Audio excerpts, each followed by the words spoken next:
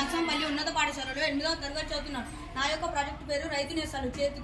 కొడవలి, చేతికర్ర మరియు ధాన్యం ఆరబెట్టు యంత్రం. సాధారణంగా మాది వ్యవసాయ కుటుంబం. ఒక్కొక్కసారి పొలం గట్ల మీద ఉన్న గడ్డిని కొడవలతో కట్ చేసి పశువులకు వేస్తారు. ఒక్కొక్కసారి గడ్డిలో పాములు ఉంటాయి, మనకు కనబడవు.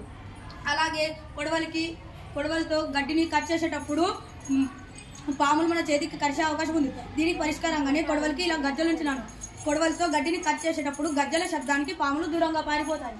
అలాగే రైతు పట్టుకునే చేతికర్రకు ఇలా గజ్జలుంచినాను. అలాగే మరియు దీనిని గజ్జల శబ్దానికి పాములు దూరంగా పారిపోతాయి.